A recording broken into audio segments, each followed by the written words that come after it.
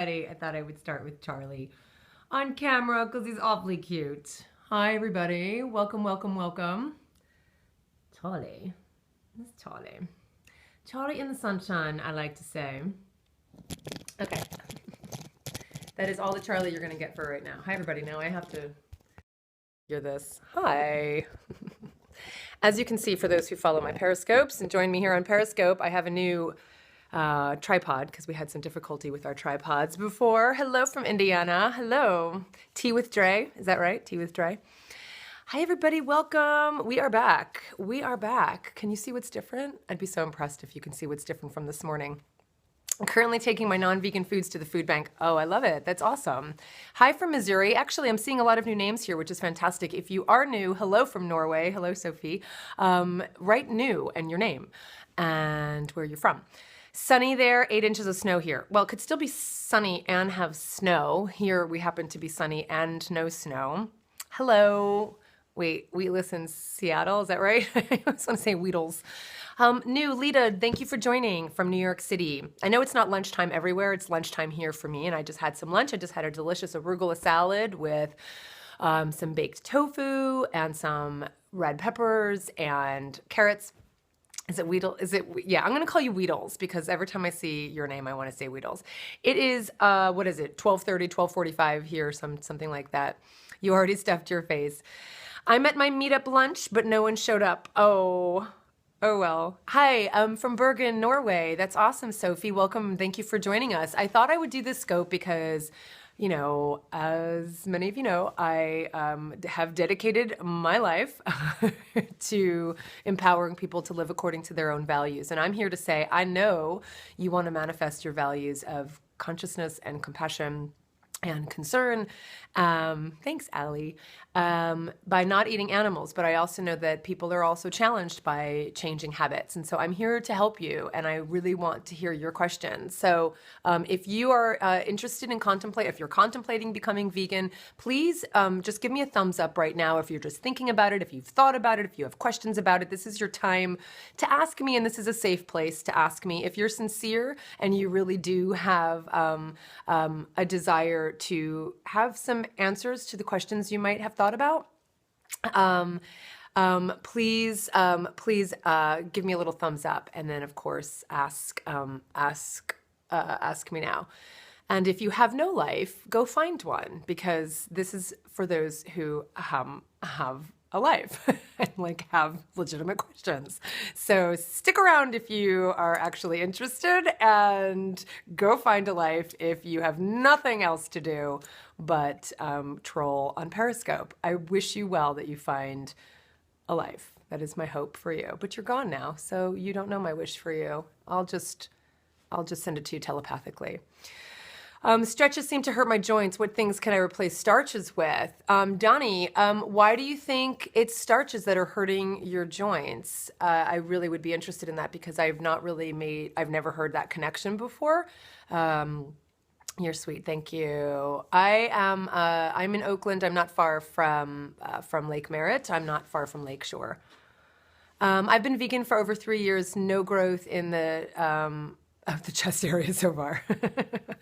I used to be anti-vegan and have now been vegan for almost 2 years. Oh, tell me more, Sophie. I love that. I really love that. That's why I have hope for everyone, because even those who have, who seem to be the most hostile against veganism, also I believe there's hope for everybody being open-minded.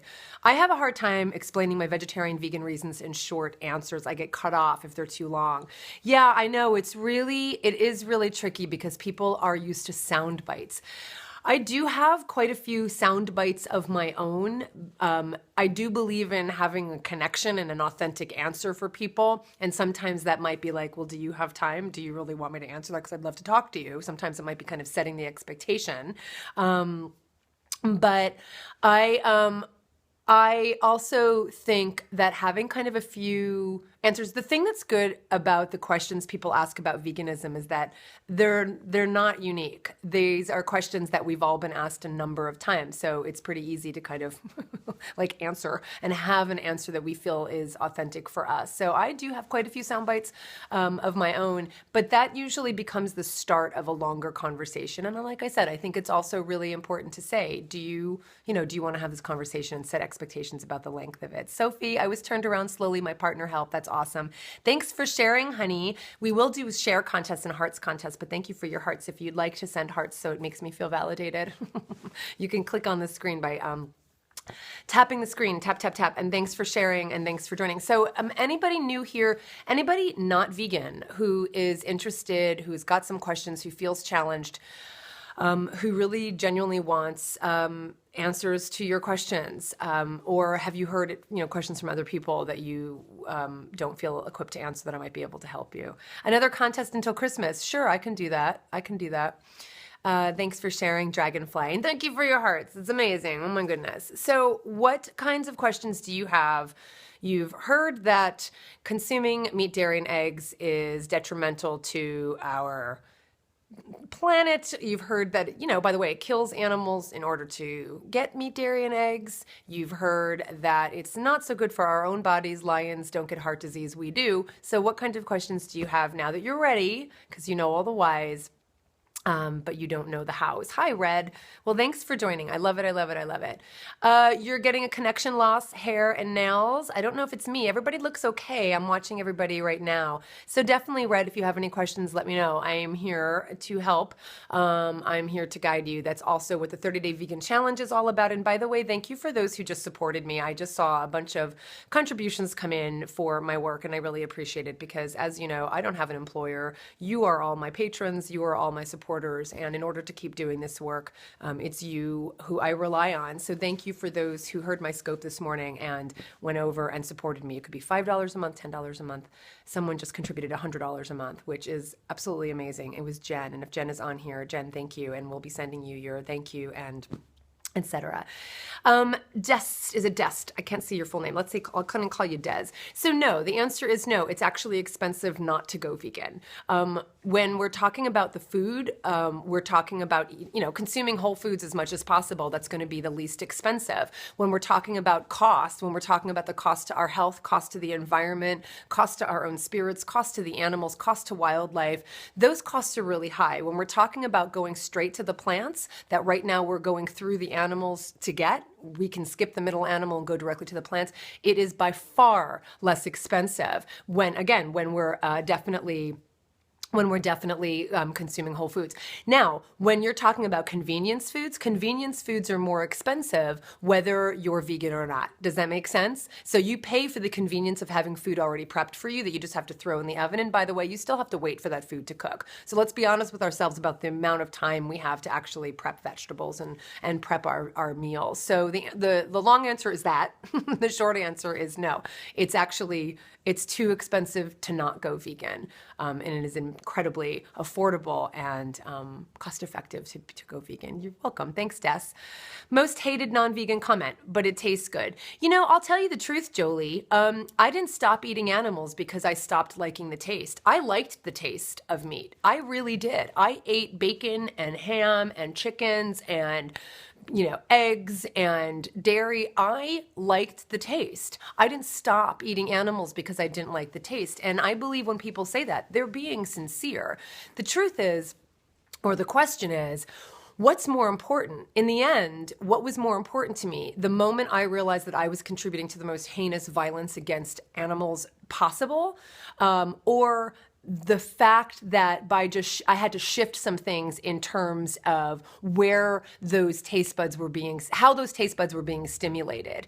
And the truth is, as you've heard me say, it's not about the meat, dairy, and eggs. And that's what I realized as well. I realized that it's about the fat, the salt, the smoke, right? And someone just mentioned bacon. If you're still here and you're really serious, it's not about the pig flesh. It's about the fat and the salt and the smoke. And you can smoke my arm and you have a pretty good tasting arm. But that's the point, is that you can get salt, smoke, and fat from plant foods. It's not about the flesh. Does that make sense? I had to stop eating meat at 13ish because of health. Yeah, I mean, like I said, animals, carnivores don't get heart disease. We do. We're not doing a good job at all. And the amount of meat that we're consuming 3 times a day, 4 times a day, we're not supposed to be consuming this much at all. And it has a huge detriment on our health, on the environment, on the animals. Pick a reason, any reason. I have a texture issue and avoid the meat-like stuff and end up eating. I didn't see the rest of it. But yeah, you can find liquid smoke in the grocery store. It's usually by the ketchup and the barbecue sauce. And that's okay. If you have a texture issue, that's fine. Some people really need that texture and they want that chewiness because that's what is so familiar to them when they're consuming animal meats. They're so used to that texture, that chewiness, that the vegan meats are really satisfying for that reason. And that's great. That's fine. If that bothers you, then there are thousands of other options in terms of plant foods. Tell me what you said then when you said, I don't go in for the vegan meats, so I wind up getting X. I didn't see what that was. Thanks for sharing, everybody. You can click on the bottom right-hand corner of the screen to share with people because this is information they might want to have right now. You just said you can even find liquid smoke in Norway. And of course you can also get smoked paprika, that kind of thing. I finally bought 2 of your books for the first time and never have been more excited for the mail. That's so exciting. Thank you so much. For those who were just joining, I'm the author of 7 books, The Joy of Vegan Baking, The Vegan Table, Color Me Vegan, Vegan's Daily Companion, On Being Vegan, the 30-Day Vegan Challenge, and I'm working on my next book right now. So if you're interested, you can find all of my books at Amazon. I hope you've acknowledged my comments towards your beauty. I have not, Kevin. What comments were those? Someone showed up, so I'll leave in a minute. Hi, Allie. Oh, good. Your meetup. Thank you. That's very sweet. I did not acknowledge any comments, though. I just ordered Color Me Vegan in hopes of adding variety. That's awesome. Thanks, T. Is that T? Tea with Dre. Yeah, that's awesome. What's your favorite cookbook that's not your own? There are other cookbooks besides mine. What do you mean? You mean there are other books out there that I didn't write? I don't know what you're talking about. I don't know what you're talking about. Oh man, that's so funny. I'm doing the 30-Day Vegan Challenge and I feel great about it. I love the tips. They help me so much. I'm so glad. That's why I created it just for you. I love it. Yeah, I don't know of any other books. I'm kidding. My meat and potatoes dad loved your lemon squares from The Joy of Vegan Baking. Hi, Chrissy. That's awesome. It's true. It's true. I really don't cook from any other cookbooks. Red, I find it really hard to stay away from meat and milk. Any advice for good alternatives? Yes. So, I would ask you in what forms you consume milk. If it's whole milk that you're drinking, then I would say start doing 1/4 plant milk and 3/4 the cow's milk if that's what you're drinking. Then do half and half, then do whole. That kind of transition will help you if you're drinking whole milk. If you're baking or if you're using milks for cooking, you can easily switch to plant-based milk. So my first question to you would be, in what form are you consuming the milk that you're finding it difficult? When it comes to meat, I really encourage you to take the 30-Day Vegan Challenge. You can get the book. It's over at Amazon. You can go to Cowspiracy and you can just go to Take Action and you can take the 30-Day Vegan Challenge and I answer all those questions and I give you all those suggestions. I would say because part of it is getting what's most familiar to you out of your palate, that your palate changes once you give your palate a chance to get rid of the coating that we have on it that's coated by meat, dairy, and eggs, the fat from meat, dairy, and eggs. And then, of course, there are wonderful vegan meats out there. I really do love the vegan meats out there. But then you can also get that same texture that's satisfying, the fat, the salt, the texture from, something like portobello mushrooms. But you don't always have to just completely do a change. It doesn't have to be like, I have to replace this particular slab of meat that looked like this. It's a matter of shifting your gaze and it's a matter of looking at foods differently. It's a matter of plating your plate differently. Does that make sense? Yeah, I mean, there are so many wonderful vegan meats out there, especially when it's an adult saying, because then, could my boyfriend, Manny, who is trying really hard to go vegan, get a supportive shout out? Yes, Manny, of course. We're here for you, Manny. The question to you, Manny, is what's most important to you?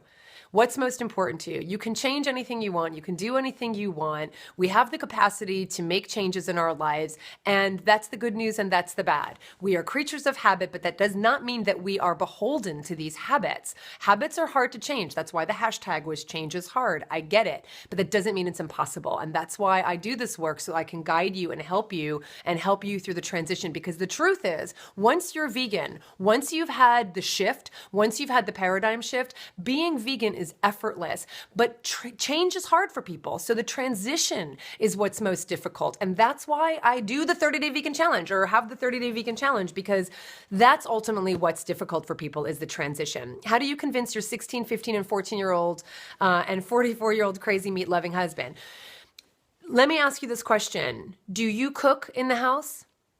Are you the one who cooks in the house? The one who just asked me about their 13, 14, and 16, and 44-year-old children. I know it's not your child, 44-year-old. Hello, Sophie. I'm so glad you just joined Periscope. Okay, so you're the one who cooks. So if you're the one who cooks, that's where you start. You are not a short order cook. You do not run a restaurant. If it tastes good, they will eat it. And it's about satisfying everybody. You start there. You start by having conversations. You start by saying, hey, as a family, on January 1st, or as a Christmas present to me, let's take the 30-day vegan challenge. Let's do this together. You'll get recipes, you get information, you get all of the things you need to do it in a way that's joyful and sustainable and delicious. So that's the way you start. You are the one who's cooking the food. That's what they eat. When they're out of the house, if they want to eat something else, that's their prerogative. But while you're cooking, that's how you start. If you want to inspire them, that's how you do it. But you do it in a way that's playful, that's joyful, not making a big deal about it, because so many of the foods you're already cooking, I bet you could veganize very easily. Does that help? Red says, I just have it in my cereal and tea, and I found a good meat alternative. It's just difficult to get. Okay, so fantastic. So in your cereal and tea. So I would definitely say for your cereal, absolutely. Just start transitioning away. Start trying other milks. Almond milk is my favorite. You can get vanilla, you can get plain, you can get unsweetened, you can get sweetened. Whatever you prefer. You can get them in small pints, so you can just try them. And different brands are also really different. And yes, definitely check out my podcast, Food for Thought. Food for Thought has been going on for almost 10 years, and there's tons of information there.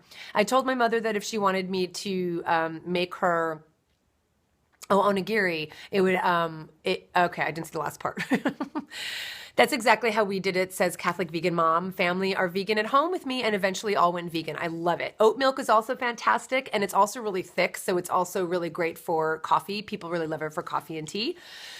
Yes, I have. Someone looks like they're asking about soy. I have podcast episodes, chapters in my books, and YouTube videos on soy. I will need to rewatch. People keep bugging me and calling me. I'm trying to get my vegan on. I love it. 30-day vegan challenge, people. Any step in the right direction is a good one. Absolutely. You guys are great. I love the energy you have here. Getting rid of those trolls was the right thing to do. And what we have left is this beautiful collection of beautiful people. So again, my name is Colleen Patrick-Goudreau. You can find all of my work at ColleenPatrickGoudreau.com. You can join the Daily Dose of Compassion, get emails every day. You can join the 30-day vegan challenge, take the 30-day vegan challenge. That's interesting that your nails are getting weaker being vegan, because honestly, I really think one of the things that happens is when we make a change in our lives, anything that we see is different in our lives, we attribute to that change. And that doesn't always mean there is a, just like, causation, correlation doesn't mean causation, right? It doesn't necessarily mean just because your nails are weak, or maybe you never perceived it before, that it's because you're vegan. There's no reason. If you really think you're not getting enough protein, you can absolutely, increase the consumption of nuts and peanut butter and tofu and vegetables. I mean, so just increase the your consumption of protein if you want to put some protein powder in a smoothie, if you really think that's what it is. But I would encourage you to take a look at thanks, Catholic Vegan Mom. I would encourage you to take a look at the protein consumption, just kind of keep an eye on what you're eating every day. It's one of the things I encourage people to do all the time, is we eat the same things all the time. So just keep an eye on what you're consuming and what your consumption of those particular micro and macronutrients are. And yeah, obviously I have no problem with protein. My hair is great. Now my nails are weak because I use my hands like they're machines. You don't even want to see my nails. They're embarrassing because I use my hands so much and I'm very quick and I'm always breaking them. But that's because that's me. That has nothing to do with the amount of protein I'm consuming. But remember what I always say, that it's not just about taking in the nutrients, it's also about absorbing the nutrients you take in. So you want to make sure that you're absorbing those nutrients. And there are lots of different ways to ensure that you're absorbing the nutrients by making sure you're not hindering them. I'm confused why nutrients are an issue once you quit eating meat. They shouldn't be. They absolutely shouldn't be. But I don't know how this person's eating. Maybe they're eating potato chips all day. Maybe they're not consuming whole foods. Maybe they're just not consuming, a rounded diet. So I have no idea how that person's eating. I could never give anybody personal advice because I don't know. They should definitely consult a nutritionist if they really are concerned. Donnie says, I have issues with absorption. That could be it. Absolutely. So there are lots of ways to make sure that you're increasing your absorption. It's not just about what you take in. And that's the truth for someone who's just asked about the nutrition. You might be taking in all the nutrients you need, but not absorbing them well. And that could be just because you're hindering it by consuming other things. Like when we talked about iron, the way to inhibit iron absorption is by consuming caffeine at the same time you're consuming iron-rich foods. You could also increase your absorption of certain nutrients like calcium by consuming vitamin D with that. So you always want to make sure that you're also increasing your absorption by not hindering the absorption and by aiding the absorption. Does that make sense? Does that make sense? Awesome. Thanks for your hearts, everybody. I see lots of yellow hearts and green hearts and now blue hearts and pink hearts. Thank you. Do you ever watch your own rebroadcast? God, no. The last thing I want to do is watch myself. Green smoothies help me absorb. I love it, Donnie. Well, then fantastic. I love it. Hi, Charlie. Is there a problem? Is there a problem? Charlie wants to come over. Future scope topic, why won't environmental groups talk about huge destruction caused by animal ag? Well, that's obviously the topic of cowspiracy. And the reason is because they're run by individuals who have their own biases. And the other answer is because they're fundraising and they want to appeal to the greatest number of people possible. So they don't want to upset everybody. They don't want to upset anybody. So they want to tread the most, easy kind of, topics that aren't going to upset anybody. What is it? Biggest problem with others when vegan with them, says Annalisa. We'll get back to that. Have you seen the movie Unity? Yes, I did see the movie Unity. Well, they are upsetting us anyway. Yes, it's true. Did I get a haircut? No. Yes, saw Cowspiracy, wish everyone would watch. A lot of people are watching Cowspiracy. I'm really excited about that. TakeExtinctionOffYourPlate.com. I love it. I love it. I love it. I'm aware of that particular campaign. It's fantastic. So to recap, if you are challenged, if you have any questions, this is what I do. This is what I've dedicated my life to. Go check out my website, ColleenPatrick-Goudreau.com. Go get the 30-Day Vegan Challenge on Amazon. Go watch Cowspiracy. Go take the 30-Day Vegan Challenge through Cowspiracy. Get my books. Stay close. Read resources. Just the point is, you really don't know how much you eat until you stop. And the idea is that you need to change your habits. Change is hard for people. I get it. That's why I really help with the transition period, and then obviously helping people sustain it. So it's a matter of shifting your habits, shifting your gaze. But you are not your history. You are not your past. You are not your ancestors. You can transcend all of those things. You are not your taste buds. You are not your habits. You are more than that. So if any of those things are the things you tell yourself that makes you not stop eating meat, dairy, and eggs, that is a story you're telling yourself, and you can change your story. Does that make sense? So I encourage all of you who are still transitioning to examine your story, to examine your ethics, to be true to yourself, to be honest with yourself about what you're able and willing to do. Don't do nothing because you can't do everything. Do something, anything. Start with where you're at, and you will find that you will start the journey toward being the person you want to be, and reflecting the ethics you say you have, and feeling the way you want to feel, and having the body you want to have, having the life you want to have. It starts with a decision you make. It starts with a decision you make. Thank you. So that's all I have to say. Thank you, Jen, so much. How do I become a wordsmith like you, says Catherine? It's just practice. Sometimes I get so overwhelmed. Yes, it is practice. And thank you for your heart. See, like you're making me teary-eyed, see? Yes, practice, practice, practice. The way you get good at anything is by practicing. We wear you out every day. I do get worn out. I'm going to be exhausted after this. And I'm actually going to go to a cafe and I'm going to go work and get this book written. So speaking of being a wordsmith, the book I'm working on, you guys all heard about my Practicing Human, exactly. You guys all know about the new book, right? Thank you, Anna. I'm so grateful to you. And thank you for everybody who's supporting my work. You're really making it possible for me to do it. I don't get paid for most of what I do. And not because I don't want to, but because I'm more compelled than anything to do this work. And I do rely on my patrons. I don't have an employer. You are my patrons. You are the people who make this work possible. So thank you for supporting it. Thank you, Jim. Thank you so much. You were listening while you were chopping greens. I love it. Okay, so the book, and I will end with this, and we'll be back later. The book I'm working on right now is called Kill Two Birds with One Stone: How Our Language Affects and Reflects Our Treatment of Animals. So that is the book I'm working on right now, and it's going to cover all the pejoratives when we call people, everything. When we call people a pig, when we call them a rat, when we call them a snake, when we call people a bitch, when we call people horrible racist things that I can't even name when they're animal related. It's going to cover all the idioms, like kill two birds with one stone, and there's more than one way to skin a cat. It's going to cover all of the food disparagement, specifically food disparagement laws and food libel laws, when we call someone a cow, when we call someone a dog, when we call someone a pig. It's going to cover all of the ways, it's going to cover euphemisms, it's going to cover industry jargon, all of the euphemisms and doublespeak that industry uses, for instance, and maybe I'll do a scope on this later, or maybe tomorrow, specifically on the doublespeak. And I obviously have a podcast on this, and I've talked about this before, but when the industry encourages their employees and their media people, their PR people, their marketing people to not say debeaking, they want to say beak conditioning. They don't want to say de-toeing. They want to say toe conditioning. Vivisectors say research subjects.